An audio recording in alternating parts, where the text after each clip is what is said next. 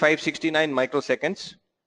And we now run the same, we have run the same simulations in NetSim, and there's a formula to calculate the queuing delay, and here you can see that when we set 2000 microseconds, the theoretical value is 569, and in NetSim you get again something very close, and similar for 1500 microseconds. These are results of 100 seconds of simulation, and generally the longer the simulation is run, the more accurate is the simulation results. This complete experiment is available for those of you who may be interested in our YouTube channel. So you can go to youtube.com/Tetcos. We have a YouTube channel there.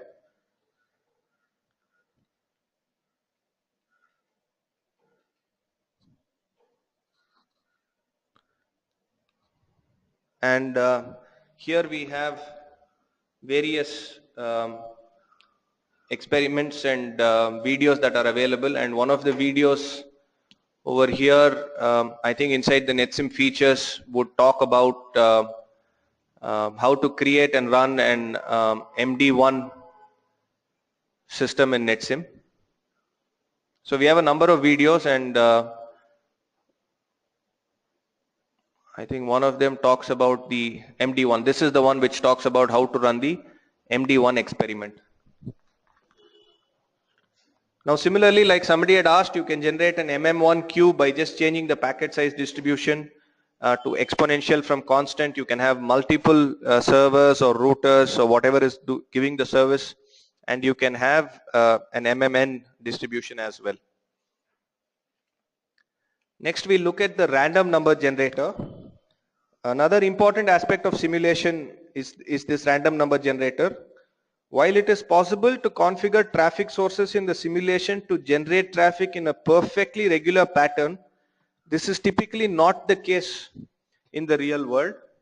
Hence, all network simulations involve an element of randomness. We have another question with regards to leech. Yes, we have leech in NetSim, and in fact we have some videos on that as well in our channel. We also have some just for a second to just step into our website. If you could look at our website, we have something called a file exchange. So inside this file exchange you have so here is our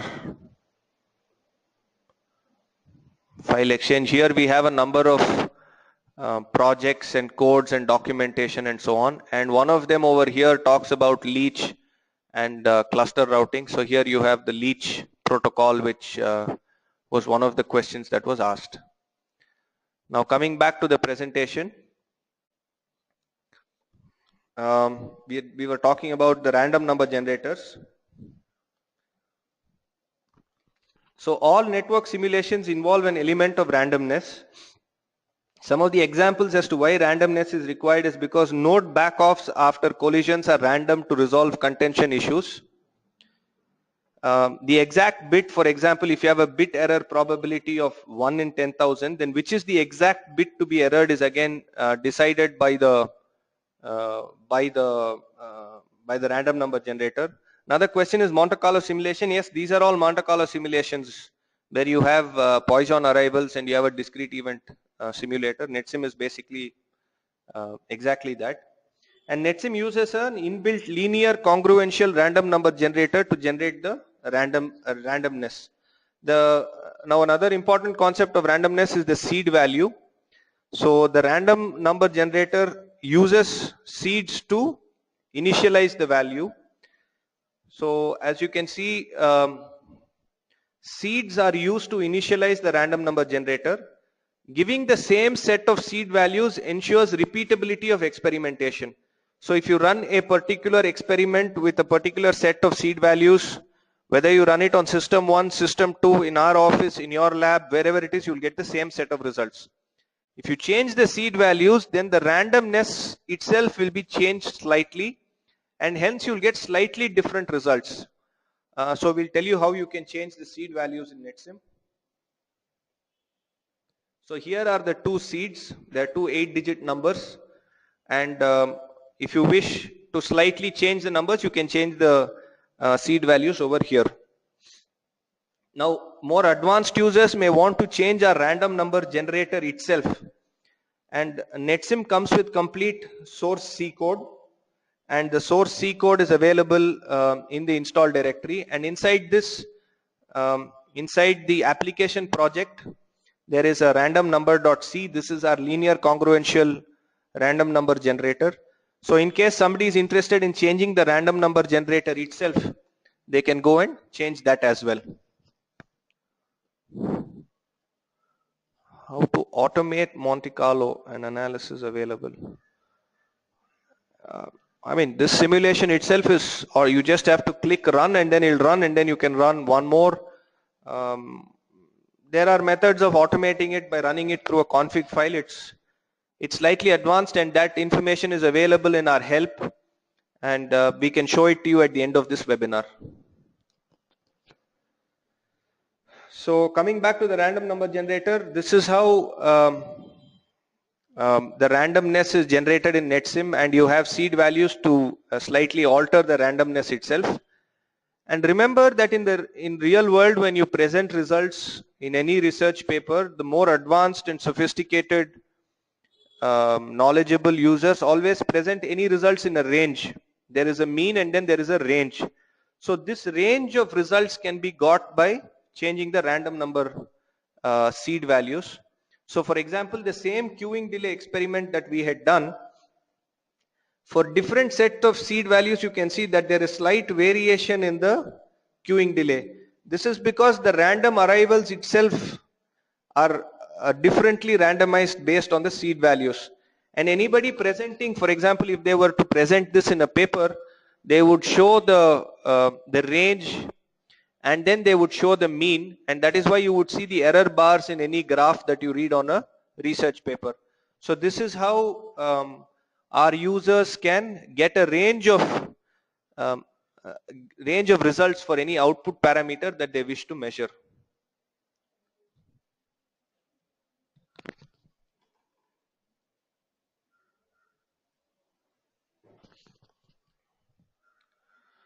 Okay, next we will look at random variates. We have looked at random numbers, and next we must look at random variates.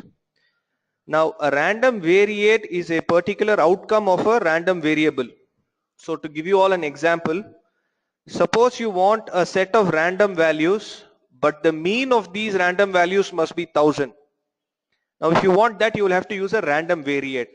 Or let's say you want a set of random values with a particular mean and a particular standard deviation. Then again, you would use a random variate. And here we are showing you a simple example of how a random variate can be used or is generated for an exponential distribution. So an exponential distribution is lambda e power minus lambda x. And if you integrate this, then the cumulative distribution function, capital F of x, would be 1 minus e power minus lambda x. Now what you need to do is some random number r is set as equal to r equal to 1 minus e power minus lambda x. And then if you solve for x, you will get that x is equal to minus 1 by lambda log of 1 minus r. So when you generate random numbers r1, r2, r3 and so on, and then you plot the random variate x, you would see that x would follow a exponential distribution with a mean of 1 by lambda. So this is how random variates are generated.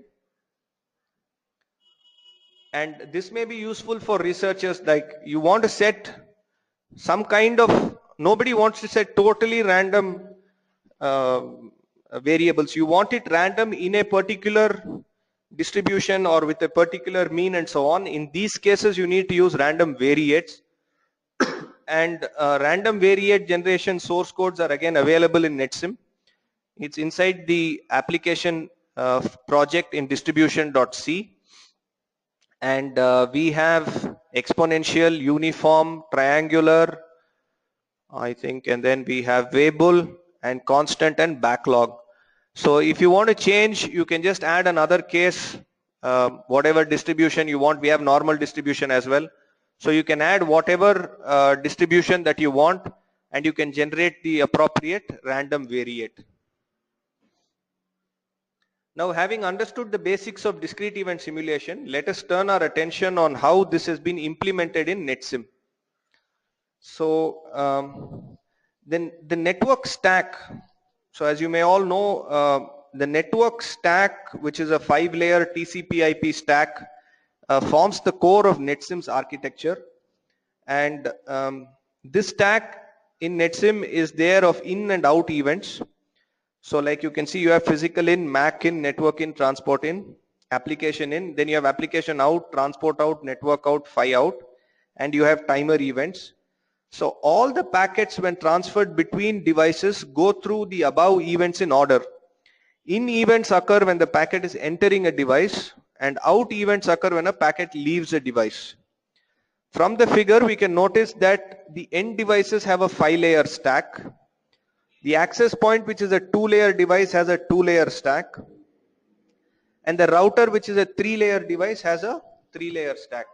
So here, as you can see, when a packet goes from the source to the destination, initially the packet is generated in the application layer. It then travels through transport out, network out, MAC out, PHY out. Then PHY in, MAC in, network in the router. Similarly, the out. Then PHY in, MAC in the access point, and then out. And then PHY in, MAC in, network in, transport in, and app in the node. So remember that this network stack, which is an abstract, let's say it's like a class, and this has been instantiated in each of the devices. And then whenever the packet comes to transport out, for example, then it will run the protocol engine in the transport layer. So it will run TCP. Then when it finishes that and then moves to network out, it will run whatever is happening in the IP protocol. Then when it comes to MAC out, in this case it may be Ethernet, so it will run the Ethernet protocol. So this is how the packet, when it flows through the network through each devices, this is a very low level representation of how the packet flow occurs. So architecturally you have, as I had explained, this is the virtual network stack. This stack is there in each of the devices. It is instantiated in each of the devices. And whatever you create in the GUI writes a config file. This config file is sent as an input to NetSim's protocol engines or the simulator. All packets, when being transferred, they move up and down the stack. The protocol libraries are called based on the layer in which the protocol operates. So for example, as I explained earlier, TCP is called in the transport layer, or 802.11b WLAN is called during execution of MAC in, MAC out events. 802.15.4 may be called during execution of MAC in, MAC out events if you're having sensors, and so on. And when these protocol operates, they in turn generate additional events for the NetSim to process. And then these events get added in the kernel. And then these events are fetched by the network stack in order of time to execute the functionality of each protocol. At the end of simulation, the stack writes the trace files. So you have an event trace and you have a packet trace. These are detailed log files which we will be quickly talking about. And then you have various output metrics that are there. So this is a quick snapshot of what NetSim's architecture looks like. And this is an event trace. It's a very complicated file, but I just wanted to explain that it records every single event along with associated information such as timestamp, event ID, event type, etc. in a text file or in a .csv, which is a comma separated value file, which can be stored at a user defined location. So the way to generate an event trace in NetSim is that you can see the event trace button. So when you click on it, the event trace gets enabled, and we'll just show you one event trace file. So this is the event trace file of this particular simulation. And as you can see, for just such a small simulation, you will be seeing that this event trace file runs into several thousands of lines. Almost about, I think, 500,000 to 600,000 lines is the is the size of this trace file. It's a very large file and it contains a variety of events that are there. So basically what you're seeing is that every event that is occurring in every device can be viewed in this event trace file. So you can see that this file is running into, it's a very large file. It runs into almost 800,000 lines. And this file is for advanced users who want to drill down and understand what is happening in each device in the network. Now we'll look at quickly how to correlate the event trace with what is happening in the network. So let's say you had a simulation where you are sending packets from wired node to, let's say, a wireless node. So as you would see, you would have the out events being generated in the wired node. So first you'll have an application out where the CBR application or the voice application would generate a packet. Then you'll go to transport out, and if you are running UDP, relevant UDP headers and so on will be added. Then IP routing, so the network layer of IP and routing will operate here. Then you'll have Ethernet, maybe CSMA CD operating here. Then you'll have transmission over the link, and then you'll have phi in the router. Similarly, MAC in will run Ethernet. Then again routing will happen. Network out will happen, MAC out, phi out. Then you have phi in the wired interface of the access point, and MAC in, which will switch from this port to this port. And then here you will have 802.11b starting to operate. So you'll have CSMA CA, RTS, CTS and so on. Then here you will have the wireless propagation. So for each packet you will have some transmit power, then you will have propagation losses, you'll have received power, bit error rate calculation, and so on. And then the packet will be received by the wireless node. It will then be taken up to WLAN, taken up to IP, taken up to transport layer and so on. And meanwhile an acknowledgement will be sent. So MAC out, phi out, and then phi in, MAC in. So you can see that to just send one packet from a source to a destination, there are at least 20 to 25 events that are involved. Therefore, it gives you a great level of detail for the researcher to go in and study and to make changes and write their own protocols and algorithms.